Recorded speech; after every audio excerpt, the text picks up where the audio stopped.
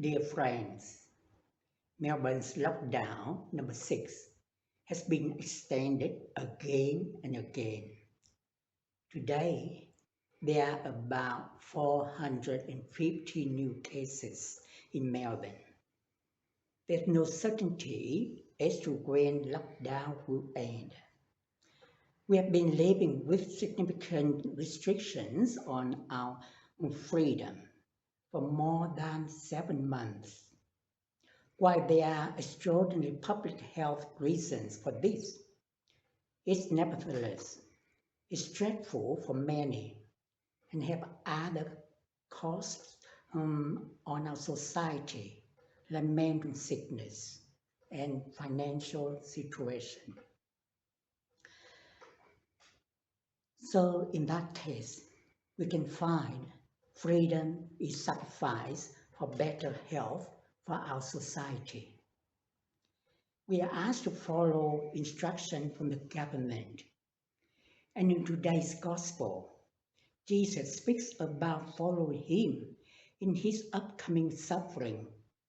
He addressed the crowd, "Whoever wishes to come after me must deny self and take up the cross and follow me."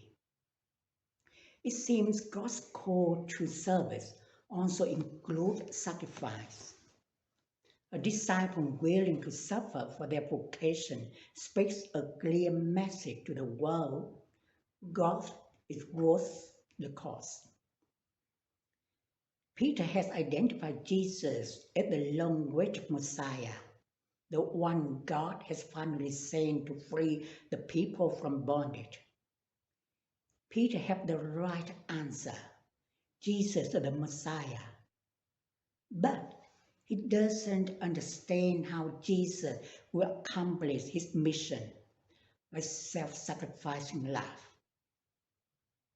In Peter's mind, that wasn't supposed to be how God would come to rescue the people, not through suffering. That was unthinkable, a suffering Messiah. Where is the charm in that? It is bad enough that Jesus is going to accomplish his mission through suffering.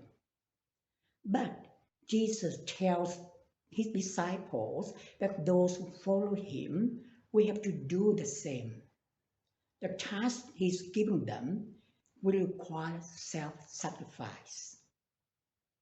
Those who have accepted Jesus' invitation must be willing to pay the cost of discipleship. Suffering is no friend, but if we are willing to embrace it when it comes as a result of Christian choices, it can have a redemptive effect and allows us to be focused on Christ and to the God who came to reveal to us.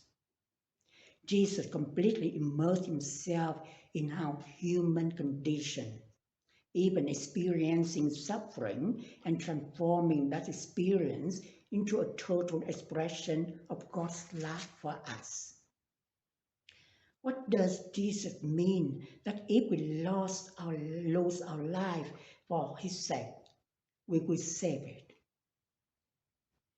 That could be a prayerful question we ask ourselves over the next few days.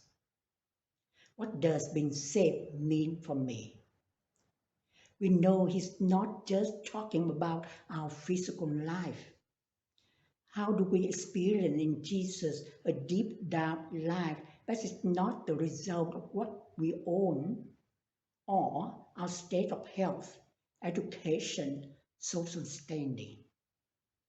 The biblical writers have rich and right ways to describe salvation. But salvation has personal meaning for each of us. What does being saved mean to you? Jesus is asking us what he asked Peter: "Who do you say that I am?" After Peter named Jesus as the Christ, and Jesus spoke about his upcoming suffering and death, Peter took him aside and rebuked him.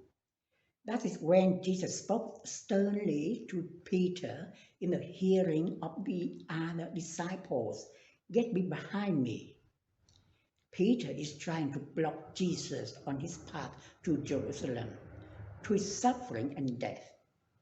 Jesus sternly reminds Peter to stop being an obstacle in front of him and go back where a disciple should be, behind Jesus, following him on his way. What Jesus reminds Peter is also a reminder to us. We are to be disciples, that is, to do what Jesus does and in the way he does it.